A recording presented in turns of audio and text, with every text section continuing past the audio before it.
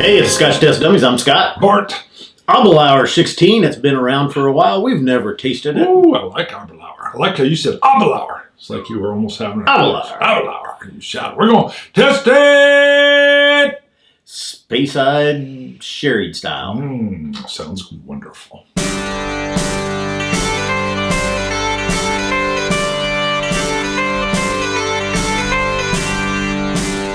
All right. 16. 16. Big old can. So. Don't say that to your girl. She'd be like, what? Up front, I was a little disappointed when I got home with this.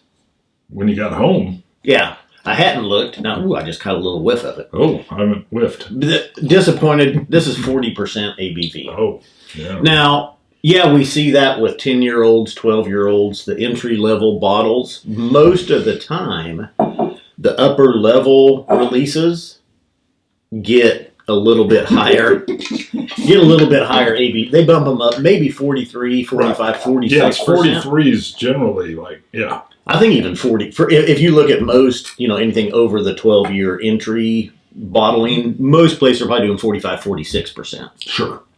So I was a little I got home. I hadn't even looked. And so I got home. I was like, 40%. Yeah. I'm like, who the hell does that? Right. Especially with such a big can.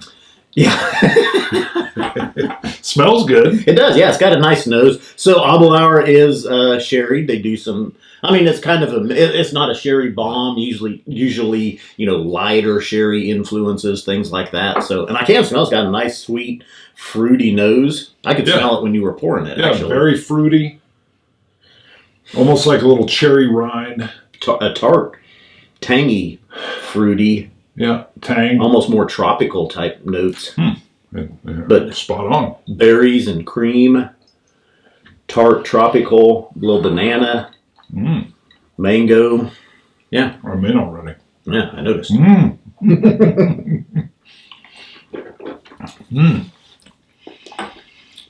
Wow.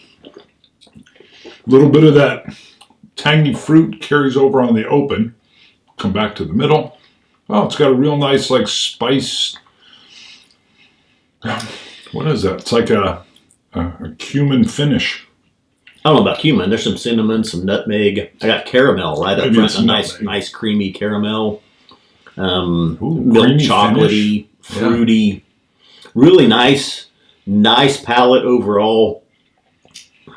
I'd like to say it feels heavier than 40%. I don't know that it does. It's a nice palate for 40% so far. Yeah, I don't know if I would have said. It doesn't feel watery.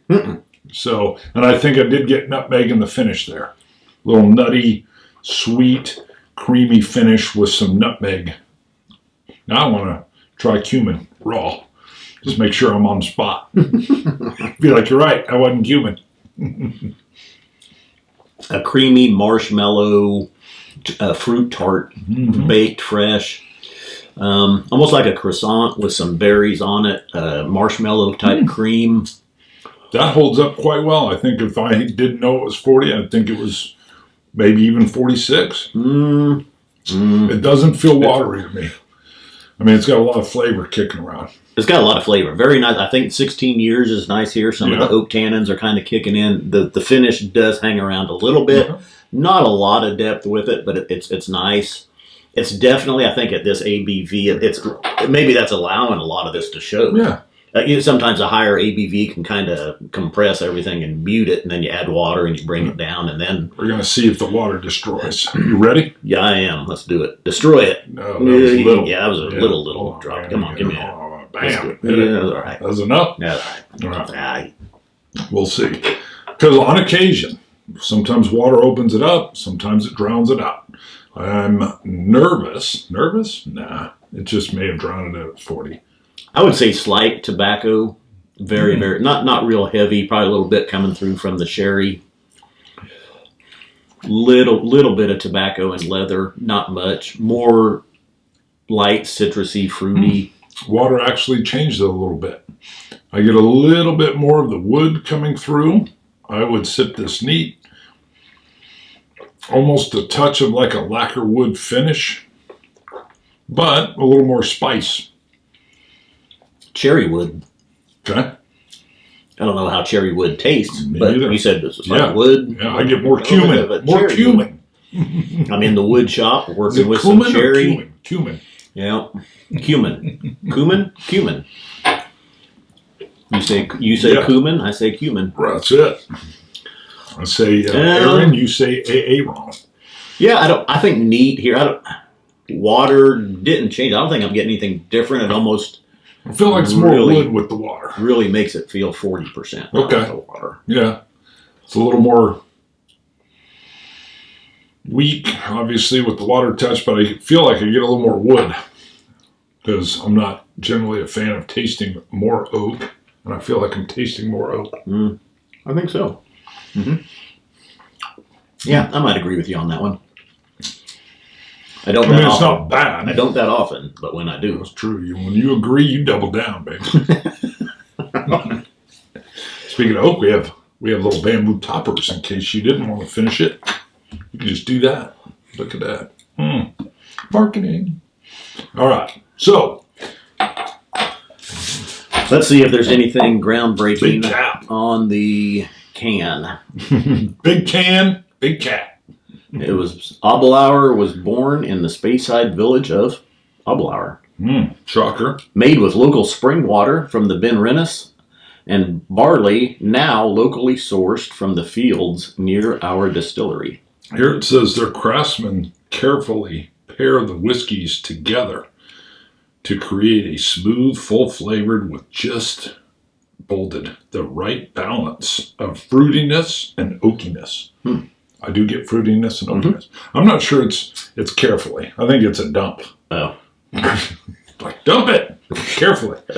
Is the bunghole lined up? Yep. Dump it. Dump it.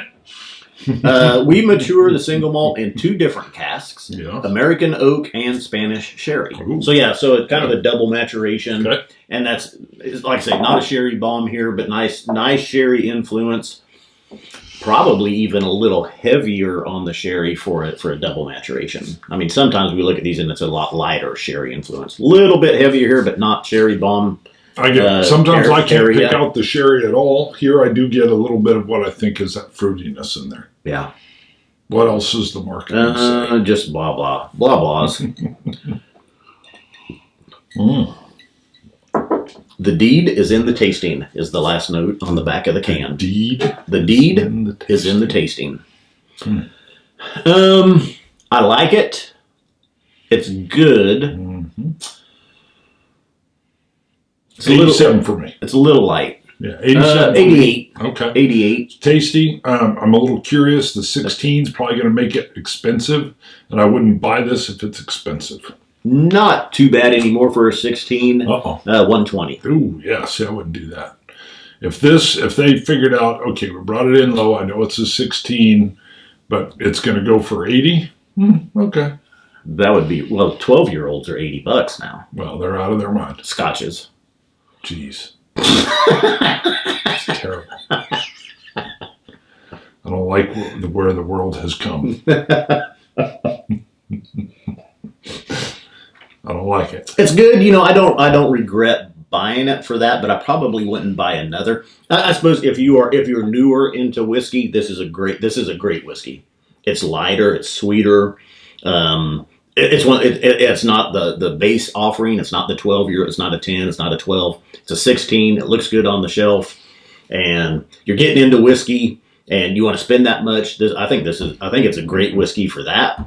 Experienced Scotch drinkers will enjoy it, but not love it. Good. We're getting ready to hit a plateau if we haven't already. It's going to level out, and then I think prices are going to start coming down. This is getting too much. That's too much for a 16-year-old 40% ABV. That's just too much. I know there's inflation. If it was 45 or 46, it'd be a lot better. It'd probably even bump the score up. We'd be closer to a 90 probably with it. I'm just saying, they're going to start losing them. They're going to start losing them. Nobody's going to be buying that. The prices are going to start dropping. I don't think so. You don't? I think there's just a natural inflation bar graph. If you want to look at it, I mean, if you go back to the 1970s, gas was 80 cents a gallon.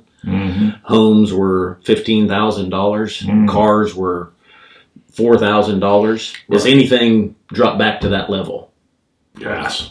Gas came down for a while. Gas is, but it hasn't been near 80 But cents. that was when the whiskey lake happened too. Maybe the problem there wasn't the cost of the whiskey; it was that everybody, the younger generation, thought, "Oh, that's what my dad drank," and they didn't drink this through the 70s, and then it kind of popped in the 80s. But then we really caught the wave. We were probably a couple years behind in 2010. It started catching on with American or single malt. I think with scotches here outside of Macallan's, Springbanks, there's been just a natural inclination with inflation. Sure. I don't think you're ever going to see, this is back. All of a sudden, Aberlour 16 is $80 because the market dropped out. No. I think it's going to be coming down. I think bourbons that have been unnaturally inflated, we could see, because when you're paying $1,500 for a 12-year-old bourbon, that's a little crazy. You can see those prices come down, but I think these natural... There's going to be too much. There's going to be too much, and what you're first going to see is them pushing age again. They're going to be pushing age is the king, and then they're going to have too much of that. Then you're going to start getting some discounted ones coming out. I think we'll be older. I bet you we're 60, but whiskey's going to be coming down. I feel it. Good luck. Yeah. I got enough. Good luck. You might need it. Might need it. Go to ScotchTestDummies.com. You can pick up. We covered everything. Well, I covered these. Well, you can go to Patreon, look up Scotch Test Dummies, and then you can support. We could use some of that. We'll call your name out with gusto if you support for $2. You can do $2 a month. Come on, who doesn't want to get on for $2 a month and hear my idea about a whiskey lake? You can go to ScotchTestDummies.com and buy our glasses, coins, hats, shirts, dropper sets. Well, no more dropper sets. They're gone. We've run out. That's just automatic. That comes out. That is. Now they want that. Scotch It. You Scotch gods. Cilantro. Dummies.